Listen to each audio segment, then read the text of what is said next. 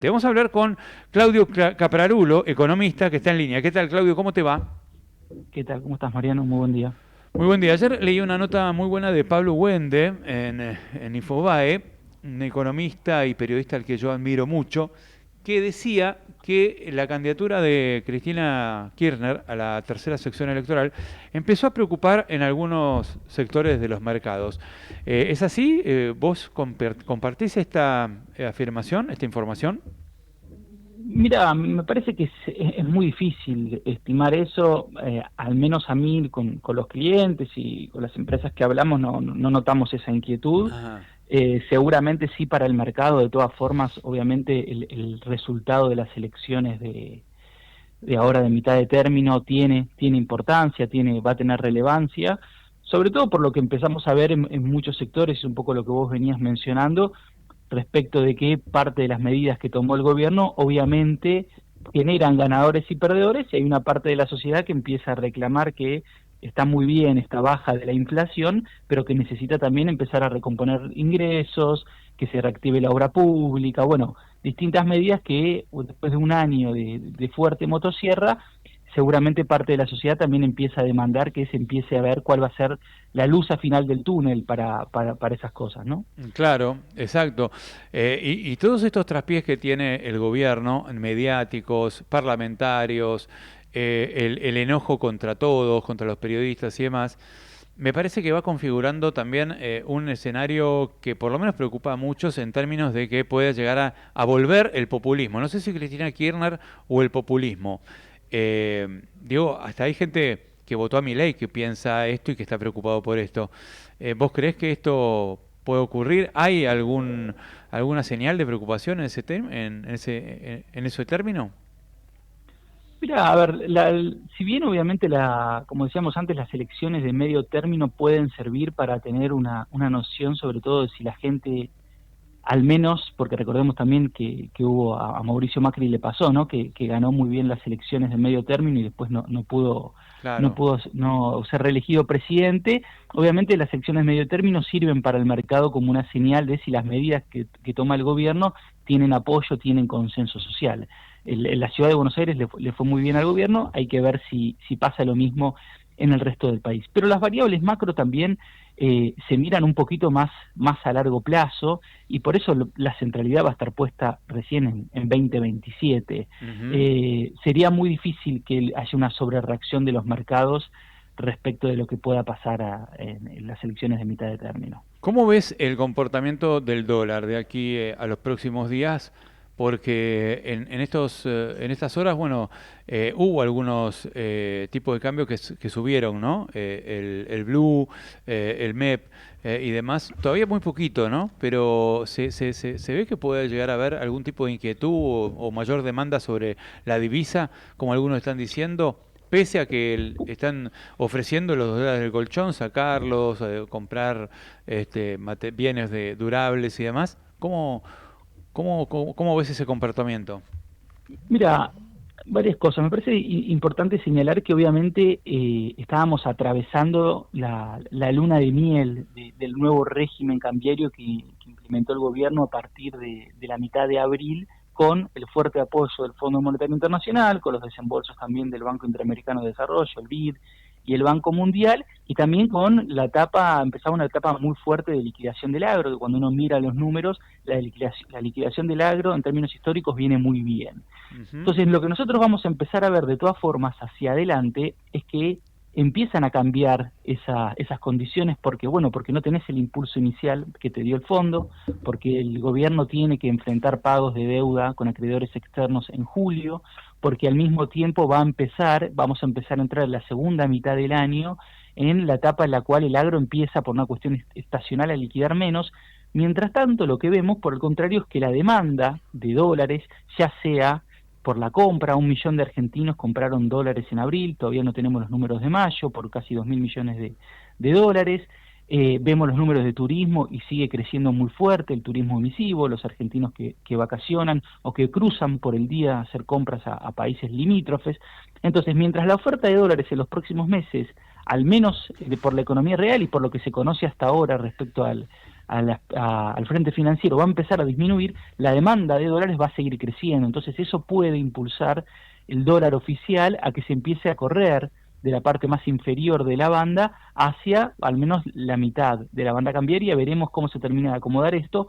Obviamente el gobierno busca dar señales de que lo va a poder controlar esa situación. Por ejemplo, vimos el endeudamiento reciente que hizo con este un bono al 2030 por $1.000 millones, ¿no? Que básicamente lo que fue a buscar fue dólares para tratar de dar una señal de decir, bueno, quédense tranquilos que nosotros vamos a conseguir los dólares si esto es sostenible. Claro, en este momento el dólar, estoy acá mirando la cotización, ayer cerró el blue a 1160, 1180, subió un 1,7% el blue, ¿no? El oficial bajó un poquitito, 0,39%. El dólar MEP subió 0,30%, está en 1193. Entonces vos ves una mayor demanda de dólares en el futuro, pese a que el gobierno te dice invertir en pesos, que el peso va a bajar, que el dólar va a bajar. Están anunciando una baja a 1.000. ¿Pueden llegar a bajarlo a 1.000 con alguna oferta de dólares o con el ingreso de los dólares del colchón, por ejemplo? Mira, hoy al menos nosotros no vemos en ese flujo que vayas a tener una oferta que en el corto plazo te permita una caída de lo que está cotizando hoy el dólar. Podría ser en la futura semana, pero al menos hoy, si uno se para y mira con las condiciones que tenés hacia adelante, no ves que el dólar vaya a llegar al borde inferior y el banco pueda acumular reservas internacionales producto de eso, ¿no? Que puede intervenir. De todas formas, creo que también es interesante pensar que la demanda de dólares y la oferta que busca impulsar el gobierno a través de estas medidas, ¿no? Como diciendo, bueno, que la gente empiece a sacar los dólares debajo del colchón, pero yo creo que sobre todo lo que está apuntando es que muchas operaciones atacar el flujo, ¿no? Muchas operaciones que a partir de las medidas que tomo hacia adelante, por ahí iban a salir del sistema, hoy queden adentro. ¿Qué quiero decir con esto? Que uno lo que vería es que hay más incentivos a que, por ejemplo, alguien que antes le decía, un comerciante le decía, bueno, no, pagame en efectivo, hoy al modificarse los topes, por ahí le puede decir, no, también te acepto una transferencia. Entonces, eso quedó dentro del sistema y ese comerciante también se puede dar vuelta y puede ir al banco y comprar dólar ahorro si quisiese dolarizarse sin tener que por ahí ir al mercado informal. Entonces me parece que esa medida va a apuntar sobre todo al flujo, a que haya más pesos que queden dentro del sistema y no pasen a ser efectivo y a circular de manera informal, porque a diferencia de lo que fue el blanqueo del año pasado, hoy en día no hay fuertes incentivos fiscales para que la gente saque los dólares debajo del colchón y los blanquee. O sea, ¿no ves una afluencia de dólares masiva por el plan colchón?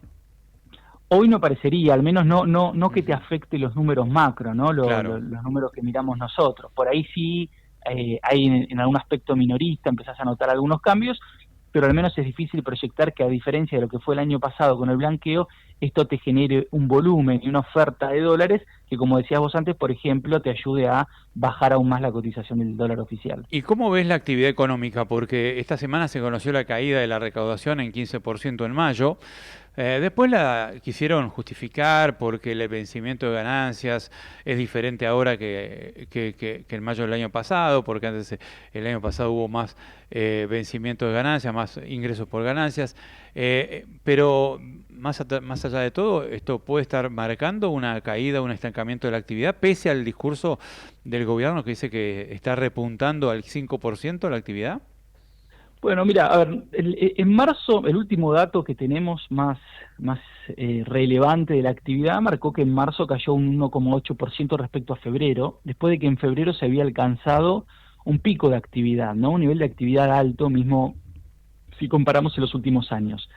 Los datos adelantados que nosotros miramos de abril te muestra que en abril hubo una recuperación y mayo todavía falta mucho para empezar a conocer más datos, como para tener más consistencia. De todas formas, es importante señalar que, por ejemplo, lo que es la recaudación del IVA DGI, mirándolo en mensual y desestacionalizando, ¿no? Bueno, trabajándolo estadísticamente, te marca una caída respecto al mes de abril. Entonces, como vos decís, es probable que en los próximos meses no veamos por ahí una fuerte caída en el nivel de actividad, pero sí un estancamiento, sí una actividad que se mantiene en ciertos niveles sin seguir subiendo, y eso está muy relacionado también con la dualidad que estamos viendo en los distintos sectores, ¿no? O Ujú. sea, en marzo también cuando cayó la actividad cayó muy fuerte la industria. Cuando vos ves los consumos, ves que los consumos de bienes durables, por ejemplo, patentamientos en mayo fue muy alto, estuvo muy bien, pero al mismo tiempo cuando vemos consumo masivo, por ejemplo, de alimentos y bebidas, ves que el repunte sigue siendo muy bajito, que sigue en niveles bastante reprimidos. Bueno, entonces claramente hay una parte de la sociedad que con este modelo, a partir de la apreciación cambiaria, de que tiene un salario en blanco, con cierta recomposición que pudo tener sobre todo desde finales del año pasado, empieza a volver a tener, y con el crédito, a tener ciertas opciones. Mientras tanto, por ahí hay otro sector de la sociedad, que son los empleos, por ejemplo, que se perdieron en la construcción, los empleos que se perdieron en la industria manufacturera, los empleos que se perdieron de empleadas domésticas, bueno, de sectores por ahí de clase media baja, de clase media, que no logran recomponer sus ingresos, y eso también lo que te genera, obviamente, en el nivel de actividad es un freno de mano. Claro, claro, claro. Claudio, gracias por atendernos, muy claro todo, como siempre. Y bueno, te mando un abrazo y estamos siempre en contacto, ¿eh? Un gusto, Mariano, que esté muy bien. Hasta luego. Claudio Caprarulo, economista, nos ilustra siempre de una visión muy, muy realista de lo que pasa en la economía.